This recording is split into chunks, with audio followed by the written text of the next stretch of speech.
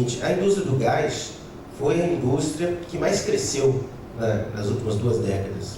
Hoje eu estava olhando o dado da oferta interna de energia, a indústria do gás aumentou 120% de 2003 para 2014, enquanto que a oferta total de energia no Brasil aumentou 40%. Então essa indústria é muito importante, tem sido muito importante para a evolução do setor de energia do Brasil como um todo. Essa indústria cresceu rapidamente, tanto na produção de gás, quanto na importação, quanto na demanda de gás, e ela cresceu com uma estrutura diferente das outras indústrias, né? Enquanto no setor de elétrico, por exemplo, nós temos uma grande diversidade de atores investindo na produção, na transmissão, na distribuição. No caso do setor de gás, que é também uma indústria de rede, né? Nós temos aí uma indústria totalmente que se desenvolveu totalmente de forma totalmente estruturada, né, capitaneada pela Petrobras. A Petrobras é a maior produtora de gás, é a única empresa que fornece gás para as distribuidoras e térmicas, com exceção de um projeto, que o Winston pode depois sentar para falar sobre esse projeto, mas é a única fornecedora de gás para o Brasil. A Petrobras é a empresa que é a maior consumidora de gás no Brasil, ela consome gás nas plataformas, nas refinarias, nas plantas de fertilizantes, nas suas térmicas, é grande detentora das térmicas, ou seja, a indústria do gás se desenvolveu sob o égide da Petrobras, né? E o setor privado teve um papel nesses últimos anos limitado e sempre em parceria com a Petrobras. Esse foi o modelo que foi adotado no Brasil, um modelo muito parecido com o que acontece na Rússia, por exemplo. Eu faço muita essa analogia, né? Na Rússia você tem lá a Gazprom, é a indústria de gás que produz, que exporta, que comercializa, e tem parceiros, e nós temos aqui a nossa Gazprom, que foi a Petrobras. Qual é a situação atual? A situação atual é que a Petrobras está passando por uma grande transição na sua estratégia de desenvolvimento de negócios, onde o gás deixou de ter a importância que teve nos últimos 10, 15 anos. A empresa decidiu vender ativos na área de gás e decidiu congelar investimentos que estava fazendo, por exemplo, nas plantas de fertilizantes, e está de forma bastante clara deixando, ou pelo menos abrindo mão de ter aquele papel histórico que ela teve no desenvolvimento da indústria. A gente tem uma situação nesse mesmo momento em que a nossa dependência de importações de gás vem aumentando. O Brasil aumentou a demanda de gás, principalmente para as termoelétricas, e essa demanda adicional vem sendo suprida por importações de GNL. Nós temos um contrato com a Bolívia que vence daqui a 4 anos. Não há perspectiva, apesar do governo já ter decidido renovar esse contrato, aí não se sabe em que condições isso ocorrerá e qual é a disponibilidade de gás para um contrato de longo prazo no Brasil. Nós temos aí grandes descobertas de gás no Brasil no pré-sal, mas cuja oferta líquida para o nosso mercado ainda está submetida a grande incerteza, né? Esse desde 2008 que se sabe que tem muito gás no pré-sal, e lá se vão mais de 5 anos, 6 anos que se sabe dos projetos, e a pergunta quanto gás vai sobrar, ela não foi respondida. Ela não foi respondida porque é uma pergunta difícil. Isso depende de condições de investimento e de questões técnicas, como contaminação por CO2 do gás, etc. De forma que há uma grande incerteza quanto à futura oferta de gás no Brasil. Então, o que nós sabemos é que a oferta não está garantida, por um lado. Sabemos que a Petrobras não terá o papel que ela teve de garantidor de última instância, de estruturador dos investimentos. Então, nós temos que pensar essa indústria para o futuro, né?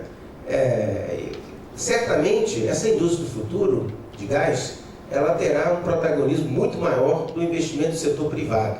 Na minha opinião, a Petrobras não tem condições de exercer o papel da maneira que ela exerceu. Eu não estou dizendo que a Petrobras não estará no gás, mas ela não terá o papel protagonista que teve até agora. Vai diminuir esse papel protagonista. Não sabemos qual o tamanho da diminuição. Isso pode ser um tema de debate, né? Mas para abrir caminho para o setor privado, né, eu acho que a questão fundamental é que o setor privado vai investir no Brasil se ele puder vender gás no Brasil. Exportação de gás é um negócio muito difícil. Petróleo você produz e exporta, né? E as empresas estão muito interessadas em produzir petróleo no Brasil, principalmente na camada de pressão. Mas gás não dá para exportar, quer dizer, dá a um custo muito elevado. Então elas querem vender gás no Brasil. Qual a questão hoje? A questão é que elas não conseguem vender, né? Todo mundo que produz gás no Brasil, tem mais de 30 empresas produzindo gás no Brasil, com exceção de 2 empresas que estão num projeto isolado lá no Maranhão, todas elas vendem gás para a Petrobras. Então, fizeram as contas, olharam as condições de acesso ao mercado, olharam as opções, decidiram vender para a Petrobras, até porque o volume dessas empresas é muito pequeno. Então nós temos que criar espaço para que haja um mercado para investimento no setor privado, no setor de gás, e na minha opinião, isso vai depender de ações em 3 direções. Primeiro, nós vamos ter que discutir uma reestruturação da indústria. Uma indústria que tem esse nível de controle da produção, da infraestrutura, da comercialização e do consumo pela Petrobras, para que haja possibilidade de penetração de investimento no setor privado, ela vai ter que ser reestruturada. Isso não aconteceu só no Brasil. Esse processo de reestruturação da indústria para abrir espaço para o setor privado aconteceu em vários outros países que tinham uma estrutura da indústria parecida com o que nós temos hoje. O caso da Itália, por exemplo, posso citar o caso da própria França. São países que tinham uma indústria, uma empresa que controlavam totalmente a indústria de gás e que passaram por um processo de reestruturação. Essas empresas continuaram a liderar, ter uma participação importante, mas se criou condições para a entrada do setor privado. Então, uma questão de reestruturação. Segunda questão é de liberalização dos mercados. Essa palavra é uma palavra que muitas vezes não é vista com simpatia por pessoas que não gostam muitas vezes de concorrência, mas sem criar condições de concorrência, não há possibilidade de interesse do setor privado investir. E por último, eu acho que não menos importante, além de criar possibilidade, é se preocupar com as condições de atratividade dos investimentos em gás no Brasil. Os investimentos até hoje em gás, em produção de gás no Brasil, foram investimentos que tiveram como alvo a produção de petróleo. 70% do nosso gás é de gás associado ao petróleo. Então, não foi até por causa do gás que ocorreram esses investimentos, eles ocorreram por causa do petróleo. Pouquíssimos investimentos viraram no gás. A atratividade dos investimentos que tem como alvo o gás natural, ela é muito mais baixa do que a atratividade do investimento no setor de petróleo. Essa questão tem que ser pensada, se nós precisamos de gás, se nós somos dependentes da importação de gás, se nós estamos agora importando cada vez mais GNL, por que os incentivos dados à produção de gás têm que ser iguais aos incentivos dados à produção de petróleo, dado que nós vamos ser exportadores de petróleo? Por que não incentivar mais o gás do que incentivamos o petróleo, em termos de impostos, em termos de apoio ao empreendimento, no investimento do gás? Então, essa é a agenda, na minha opinião. Com relação à reestruturação da indústria, eu acho que você tem aí um tema que é da desverticalização, quer dizer, qualquer setor de gás no mundo que foi submetido a um processo de competição e passou por um processo de desverticalização. Aliás, não é novidade, o setor elétrico brasileiro também desverticalizou a cadeia, né?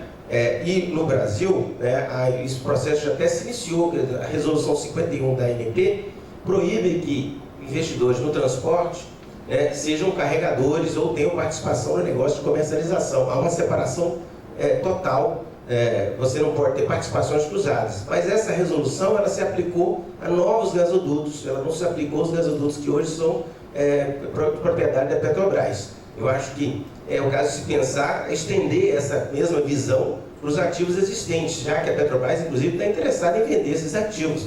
A resolução poderia dar um tempo para que a Petrobras venda esses ativos e os detentores dos ativos de transporte estariam focados em transportar gás seja de quem for. Eu acho que essa é uma questão fundamental para você criar condições de concorrência no Brasil. A outra questão é a questão da distribuição, né? Hoje, em vários países do mundo, inclusive na Argentina, por exemplo, quem é dono de distribuidora, né, não pode vender o próprio gás. No setor concorrencial, há restrições a que a distribuidora use o seu poder de monopólio sobre o mercado final para valorizar a própria produção. Ela tem que disputar, ela tem que fazer uma concorrência na compra do gás. Então existem restrições a esse tipo de integração vertical, né? Eu acho que a questão de limites para a participação na comercialização, né? Todos os países que se embrenharam por uma agenda de liberalização da indústria do gás colocaram algum tipo de limite para o agente dominante, meta de redução da sua participação na comercialização, né?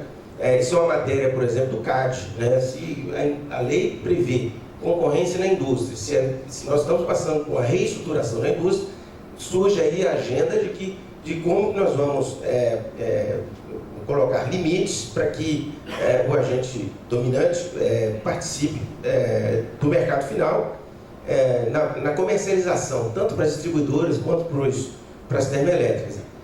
Eu acho que essa é uma agenda polêmica, uma agenda difícil, mas que sem ela vai ser muito difícil você reestruturar a indústria. Sair de uma indústria 100% na mão de um agente para uma indústria que o agente teria 70%, é uma tarefa muito complicada, muito polêmica, mas eu acho que é o que se pode, que está na mesa, né?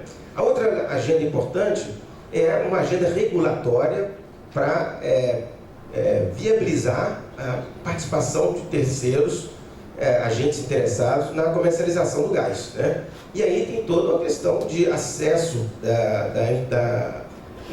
às infraestruturas, né? Aí você tem dois tipos de infraestrutura: as infraestruturas autorizadas, que são a infraestrutura de escoamento, tratamento e regaseificação. Essas infraestruturas não são alvo de contratos de concessão, então a regulação delas é diferente. Eu acho que hoje não há praticamente regulação. O agente que investe nessa infraestrutura autorizada, ele decide o que faz com aquela infraestrutura, é dele, ele que decide as condições em que ele vai ou não dar acesso a terceiros. Eu acho que há espaço aí para você avançar na regulação, pelo menos dando poder à ANP para arbitrar conflitos, intervir de maneira mais incisiva nessa questão, porque eu acho que a questão do acesso à infraestrutura de escoamento e tratamento é fundamental para que haja possibilidade, principalmente pequenos produtores de gás, tenham condições de acessar o mercado final. Grandes produtores podem construir sua própria infraestrutura de escoamento e tratamento, mas pequenos produtores não. Eles estão, como não tem escala para isso, a única opção é vender para um outro grande produtor. Eu acho que é uma reflexão que tem que ser feita, se não é o caso de, no Brasil, dada a atual estrutura da indústria. E aí é importante saber, eu estava levantando agora, produção de gás para o produtor no Brasil, por concessionário. E eu descobri que só tem 4 produtores, além da Petrobras, que produzem mais de 1 milhão de metros cúbicos por dia. Só 4 produtores. Desses 4 produtores, 2 estão consumindo seu próprio gás em suas próprias termoelétricas, que é a Paraíba e a PD Paraíba, né? É uma coisa só, enfim. São 2 concessionárias. As outras 2 são a BG, né? E a Shell, se não me engano. Enfim, Repsol. Mas essas outras 2 vendem para a Petrobras. Depois, nós temos todas as outras concessionárias que produzem menos de 1 milhão. E você tem quase 30 concessionárias que produzem, no seu conjunto, 900 mil metros cúbicos por dia. É evidente que alguém que produz 100 mil metros cúbicos, 50 mil metros cúbicos, ele vai vender para alguém. Ele não vai investir em infraestrutura, a não ser que ele tenha um acesso facilitado, algum tipo de regulação que garanta o acesso ao mercado, né? A outra questão é a regulação do transporte. Essa agenda é uma agenda dificílima e nós nem começamos. Nós temos a discussão da regulação da operação, né? A operação hoje os gasodutos são operados pelos seus próprios donos, né, no Brasil. Não há uma separação da operação da propriedade, como há, por exemplo, nas linhas de transmissão, né, para fazer uma analogia com o setor elétrico. As regras de operação são decididas pelos próprios donos. O tipo de regulação que há sobre as condições de uso da rede hoje é uma regulação muito leve. Por exemplo, na Argentina, o regulador tem um código da rede onde ele define as condições de operação, tem um controle muito maior sobre as condições de operação. Na Inglaterra, você tem um código da rede, é um código severíssimo, inclusive que foi construído em parceria com os agentes. Mas eu acho que no Brasil você tem essa questão da operação, a questão do acesso. Nós temos desde 2009 aprovado o livre acesso, até hoje não ocorreu nenhum livre acesso no Brasil, porque quando você entra nas transportadoras, está lá assim, não há capacidade disponível para contrato. A Petrobras contratou toda a capacidade, só há possibilidade de acesso em contratos flexíveis, e tem uma questão que eu acho complicadíssima, que é a maneira de que você cobra para o serviço de transporte no Brasil hoje não viabiliza a concorrência. Não viabiliza. Por quê? Porque cada gasoduto vai cobrar sua própria tarifa com níveis diferentes, e o que a Petrobras faz é contrata todos os gasodutos, faz um custo médio e repassa aquilo na tarifa dela. Isso vai acontecer com isso, quer dizer, na verdade existe, teoricamente no Brasil, uma tarifa postal no contrato da Petrobras. Mas se eu for usar o gasoduto, eu vou ter que repassar o custo daquele trecho que eu estou usando, que eu vou pagar para a transportadora aquele trecho. A minha tarifa pode ficar acima ou abaixo da tarifa postal que a Petrobras hoje repassa para o mercado. Então tem uma questão de assimetria do custo de transporte que vai ser muito importante, inclusive porque em alguns casos ele pode ser prejudicial à própria Petrobras, vai criar uma concorrência desleal com a Petrobras em alguns trechos, porque como ela tem que repassar um custo médio, se alguém importar um GNL e for usar um trecho pequeno, vai pagar uma tarifa menor, ela pode estar tendo uma condição de custo de transporte inferior, muito inferior ao que a Petrobras na média paga. Então, eu acho que essa questão merece uma reflexão. Na minha opinião, nós temos que pensar em mudar a metodologia de tarifa de transporte no Brasil como um todo. Isso exigiria uma nova lei, mas eu acho que a metodologia de entrada, de tarifação por entrada e saída, é a metodologia que hoje está comprovadamente mais favorável, mais amigável para um processo de uso competitivo da rede, né? Eu acho que tem essa agenda aí, tem a agenda do PEMAT, né? O PEMAT não conseguiu deslanchar, tem problemas difíceis de coordenação e de planejamento ali que tem que ser pensado. Eu acho que o PEMAT ele tem um papel fundamental, não só no planejamento determinativo, que é o que manda a lei, mas também no planejamento indicativo. E por fim, só tenho 1 minuto, segundo o coordenador aqui, eu estou fazendo um panorama dos desafios. Eu acho que tem uma agenda importantíssima, que é a agenda dos incentivos. Nós precisamos de mais gás, isso está certo, né? Todo mundo, quando fala no setor elétrico, fala, olha, no futuro o Brasil vai precisar de muito gás para firmar as energias renováveis, o Brasil vai precisar de mais gás para a indústria. Nós temos todas as indústrias energo-intensivas no Brasil, elas estão passando problemas severos de competitividade. Outro dia eu levantei um dado que me chocou, né? O Brasil importa de gás algo como 7 bilhões de dólares, esse é o número do ano passado e o ano atrasado. Esse é o número que nós gastamos com importação de gás. Agora, se a gente pega as indústrias gás intensivas no Brasil, olha o déficit dessas indústrias, o negócio é escandaloso, quase 30 bilhões de dólares.